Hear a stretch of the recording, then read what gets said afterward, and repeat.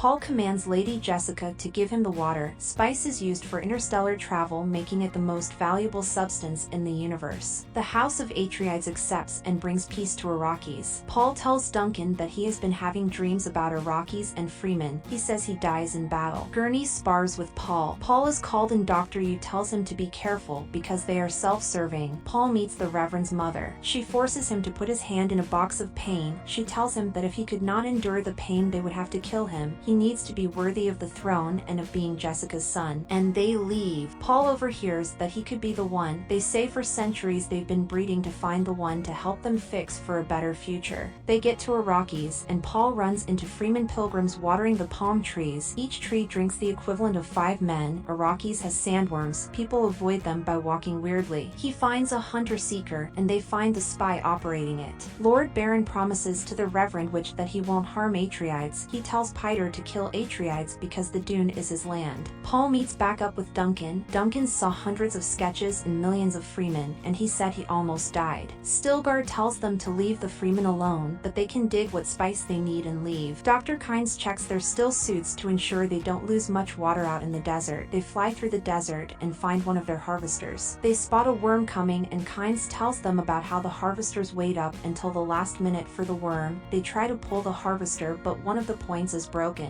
Duke decides to save them. There is a crew of 21, but they can only carry 18. They barely get out. The worm swallows their crawler. Paul said he had a dream of his death. He says he knows that Lady Jessica is pregnant. In the Imperial Army planet, they prepare for battle with 3 battalions. Paul is given pills to sleep. Duke is sleep-darted. Arrakis is invaded at night. They destroy the city, and the army fails to fight back. Yu apologizes and says that he had to bargain with Baron because the Harkonnens have his wife. Duncan kills the guards inside the palace. Paul and Jessica are taken. Duncan steals one of their ships and he flies away. Paul uses his voice power to make him take off the gag. Jessica uses her voice power to make him kill the other guard. They kill all the guards, but the ship is crippled, and they have to run on foot. Yu asks for his wife, and Baron kills him. Baron says for years they've traded blood for blood, but today Atreides' bloodline ends. Paul finds Duke's ring. Paul sees visions of a Fremen and a war he fights in. They drink their recycled sweat and tears. Duncan finds them. Kynes says the Emperor forbids her to talk to them, but she shows them a Freeman house. Paul tells her he is Lisan al-Gaib. Duncan fights the army of Sardaukars, and Duncan dies as Paul said. They escape through a maze, and Kynes tells them to go and find the Freeman. Kynes is killed, and a giant worm eats them. They fly into a Coriolis storm to evade the enemy Thopters. Paul lets go of the controls. Baron tells Rabban to sell spice and kill all the Freemen. They crash on the other side. They wear their still suits. They have to walk weirdly through the desert to avoid detection from the sandworms. They realize that there are switches underneath them, and they make it to stone before the worm can eat them. They run into Stilgar. Paul meets the Freeman from his visions. Jaime says he won't let the strangers in, and he invokes an Amtel, a battle to the death. She gives him the crysknife from his visions. Paul tries to get Jaime's to wield, but they say it is to the death, and he kills Jaime's. Thai follows the Freeman clan. Thank you for watching. Consider subscribing.